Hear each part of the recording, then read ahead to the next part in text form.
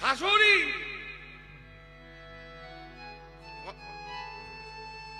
কথাতেই উত্তর আছে। কেমন ছিল শাশুড়ি? শাশুড়ি বলে যাকে দেখলে বইয়েদের শাশুড়ি যায় তিনি হচ্ছেন শাশুড়ি। এখন বইয়েদের শাশুড়ে তাহলে এখন শাশুড়ি দিদি শাশুড়ি যায় বৌমা গুলোকে দেখে। এখন কলিযুগ তো সব উল্টো। শাশুড়ি মানে শ্বাসটা উড়ে যায় যাকে দেখলে, তিনি হচ্ছেন শাশুড়ি। এখনকার দিনে তা নয়। এখনকার দিনে শাশুড়ি দিদি শাশুড়ি যাবে বউগুলোকে দেখলে। বৌমা তো নয়, বৌমা। হ্যাঁ, তা বলছে সব রাধারানীর শাশুড়ি হচ্ছে কে? জটিলা। আর ননদিনী কেমন ছিল? জটিলা কুটিলা। যদি কোনো মায়ের সেই জটিলা কুটিলার মতো শাশুড়ি ননদিনী থাকে, তিনি হাড়ে হাড়ে বুঝতে পারবেন কেমন ছিল। জটিলা জটিল মন, কুটিলা কুটিল মতি। এই জটিলা কুটিলা কেমন ছিল জানেন? রাধারানী একদিন নিজ মুখে বলছে, মা গো আমি এমন ঘরে বাস করি, সারাদিন হা কৃষ্ণ গোবিন্দ বলে কাঁদিতে পাই না, কাঁদিতে পাই না। কাঁদা তো বড় দূরের কথা, যদি কোনোদিন ভুল বশত ভ্রম বশত চোখে কাজল পরি পাপ ননদিনী আমায় দেখে বলে, কালামুখী কৃষ্ণকে এখনো ভুলিতে পারে নাই, ভুলিতেও পারি না। সদাই চোখে চোখে রেখেছে। আমি যখন নিজেকে আর সম্বরণ করতে নারি, রাজনন্দিনী হয়ে রন্ধনশালে যাই। রন্ধনশালে গিয়ে শুষ্ক কাষ্ঠ জলে ভেজাই, আর সেই কাজটা উনুনে দিয়ে আমি ধুয়োর ছলনা করে কাঁদি, ছলনা করে কাঁদি। আমার কৃষ্ণ বলে কাঁদতে মানা, কালো মেঘের দিকে চাইতে মানা। তা আমি এমন ঘরেই বাস করি।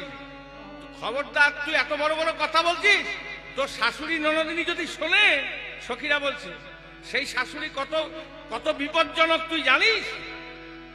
এখন কি হবে? রাধারানী বলছে, কোনো চিন্তা করিস না। দেখবেন মায়েরা যখন একটা কথা, গুরুত্বপূর্ণ কথা বলে, হয়তো তাকেই শোনাবে, তখন কেমন ভাবটা কেমন থাকে, তোরা কোনো চিন্তা করিস না। আমি এমন ভাবে কথা বলতে পারি, শাশুড়িটা বুঝতে পারবেই না। তোরা আমার সঙ্গে থাকিস, তোরাও বুঝতে পারবি না। তা সখীরা বলছে, তাহলে বল কি কথা, দেখেই বুঝতে পারি কিনা। বলে, মুনির পুতের সুতের নামের আগে দুয়াক্ষর হই। ওরে মুনির পুতের সুতের নামের আগে দুয়াক্ষর হই। এই যে পদাবলীটা গাইছি না, প্রচুর প্রাচীন, এখনকার দিনে নেই, শুনতে পাবেন না। আমি এর ব্যাখ্যা করব, তখন বুঝবেন কেমন মিলি। জয় রাধে। বলে, মুনির পুতের সুতের নামের আগে দুয়াক্ষর হই। ওরে মুনির পুতের সুতের নামের আগে দুয়াক্ষর হই। বলে, আবার নন্দের নন্দন বনযাত্রা কালী, নন্দির নন্দনে বনযাত্রা নামে, নন্দের নন্দন বনযাত্রা কালী, নন্দির নন্দনে বনযাত্রা আমি নামে। জনকে ঢাকিয়া রই রে, আমি জনকে ঢাকিয়া রই রে, আমি জনকে ঢাকিয়া রই রে, আমি জনকে ঢাকিয়া রই রে, জনকে ঢাকিয়া। রই। মুনির পুতের সুতের নামের, এখানে মুনি কোন মুনি? বিশ্বস্রবা মুনি। তার পুত্রকে রাবণ, তার সুতকে মুনির পুতের সুতের, রাবণের ছেলেকে মেঘনাথ। সেই সুতেরও আগে দু অক্ষর হই। মেঘনাথের আগের দুটি অক্ষর কি? মেঘ আর নাথ, তাই তো? কিন্তু প্রথম অক্ষরগুলো কি? দুটো মেঘ। তাহলে রাধারানী বলছে, আমি যদি ওই কৃষ্ণ যখন নাচতে নাচতে গোঠে যাচ্ছিল, আমি যদি মেঘ হতে পারতাম, তাহলে আমি আমার বাবাকে যদি ঢেকে দিতে পারতাম, রাধারানীর বাবাকে, রাধারানীর বাবাকে। এ লীলায় অনেক কিছু জানতে পারবেন। রাধারানীর বাবা হচ্ছে বৃষভানু। 3 ভাই ছিল এরা, বৃষভানু, সুভানু আর চন্দ্রভানু। তা বৃষভানু, রাধারানীর বাবার নাম হচ্ছে বৃষভানু। ওই ভানুতে মৃত্যুটা থাকার জন্য ভানু। তা বলছে আমি যদি আমার বাবাকে ঢেকে দিতে পারতাম, মানে সূর্যকে যদি আমি ঢেকে রেখে দিতে পারতাম, তাহলে আমার গোবিন্দের চরণে তাপ লাগতো না, আমার মনের দুঃখ সব ঘুচে যেত। সখীরা বলছে বাবা তুই এরকম করে কথা বলতে পারিস? বলে আরো বলি শোন, আমার বাপের মিতাই দেবর বলিয়া বুঝিব কাননে যা। আমার বাপের নিতা দেবর বলিয়া বুঝিব কাননে যা। বলে আজ বাপের মিতাই দেবর বলিয়া বুঝিব কাননে যা। আজ বাপের নিতা দেবর বলিয়া বুঝিব কাননে যা।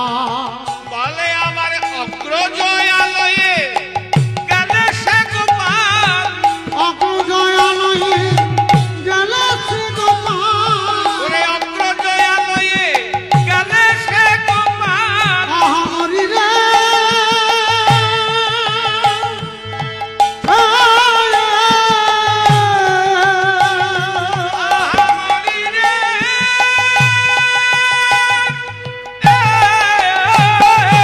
অগ্রজয়ালয়ে গেলে সে গোপাল। তবে সে প্রাণ জুড়াই রে। ওরে কবে সে প্রাণ জোড়াই রে। বলে তবে সে প্রাণ জুড়াই রে। ওরে কবে সে প্রাণ জোড়াই রে। তবে সে প্রাণ জুড়াই। বাপের নিতাই দেবর বলিয়া, রাধারানীর বাবাকে বিশ্বভানু, তার মিত্রকে ভানু এখনই বললাম সূর্যদেব, বাপের নিতাই সেই সূর্যদেবের কাছে দেবর বলিয়া মানে বর দাও বলে, যদি সেই সূর্য পূজা ছলা করে আমি গোবিন্দের পূজা করে আসতে পারতাম, তাহলে আমার মনের দুঃখ সব ঘুচে যেত। ওই সূর্য পূজা ছলা করে আমি গোবিন্দের পুজো করে এসে আমি গোবিন্দের সেবা করে তবে বাড়ি আসতাম, মনের দুঃখ ঘুচে যেত।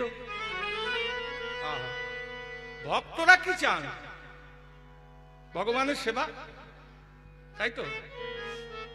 যে ভক্ত হবে তার কাছে, এখানে কিন্তু কোনো নায়ক নায়িকা লীলা বর্ণনা হচ্ছে না, এখানে ভক্ত এবং ভগবানের লীলা বর্ণনা হচ্ছে। ভক্তকে আল্লাদিনী শক্তি বৃষভানু রাজনন্দিনী শ্রীমতী রাধারানী, আর ভগবান পূর্ণ ব্রহ্ম সনাতন শ্রী গোবিন্দ। কেমন ভাবে সেবা করছে দেখুন ভক্ত। ভগবানকে কি দিয়ে বশ করা যায় গো? টাকা দিয়ে, চোখের জলে। তাহলে যদি কারো বাবা মা মরে যায় সে তো অনেক চোখের জল দেয়, ভগবান বড় হয়ে যাবে? হ্যাঁ? জ্ঞান কর্মযোগে কৃষ্ণ নহে বশ, ধন ঐশ্বর্যতে কৃষ্ণ নহে বশ, কৃষ্ণ বশ হন শুধু প্রেম ভক্তি রস। একমাত্র প্রেম ভক্তি ভালোবাসা যে দিতে পারবে সেই হচ্ছে ভক্ত। প্রেম, ভক্তি এবং ভালোবাসা, এই 3টি জিনিস যদি ভগবানের চরণে নিবেদন করতে পারেন, মানে তার মানে নিজে মালিক হলে হবে না, নিজে ভৃত্য হতে হবে, মালিক ওই গোবিন্দকেই করতে হবে। দেখবেন একটা কাপড়ের দোকান, খুব বড় সড়ো নাম করা দোকান, তাতে 50-60 খানা কর্মচারী কাজ করে। এই যে করোনার সময় তো দোকান বন্ধ ছিল, হ্যাঁ, কর্মচারীরা ঘরে বসে বসে পয়সা নিচ্ছিল, তাই তো? তাতে তাদের কোনো কষ্ট ছিল? কষ্টটা কার হতো? কর্মচারী না মালিকের? মালিকের। তেমনি ওই দোকানে ধরুন খুব চলছে, এখন এখন করোনা উঠে গিয়েছে, এখন ধরুন খুব চলছে, প্রচুর পয়সা পাচ্ছে, এখন মালিকের আনন্দ হচ্ছে, এতে কর্মচারীদের কিছু যায় আসে? ওরা ঠিক মাসের শেষে কাজযোগ করার পরে মাইনা নিয়ে বাড়ি চলে যাচ্ছে। ওদের আনন্দ হলেও, মালিকের যদি আনন্দ হয় তাতেও কিছু যায় আসে না, মালিকের কষ্ট দুঃখ হলেও তাতে কিছু যায় আসে না কর্মচারীদের। যা হয় দুঃখ কষ্ট হলে মালিকের হবে, আনন্দ হলে মালিকের হবে। যার জন্যে নিজে যদি কর্মচারী হতে পারেন আর মালিক যদি গোবিন্দকে করে দেন, তাহলে কষ্ট হলে গোবিন্দের হবে আর আনন্দ হলেও গোবিন্দের হবে, নিজের কিছু যায় আসবে না। যার জন্য শাস্ত্র বলছে মালিক হতে যেও না, ভৃত্য হও। জয় রাধে।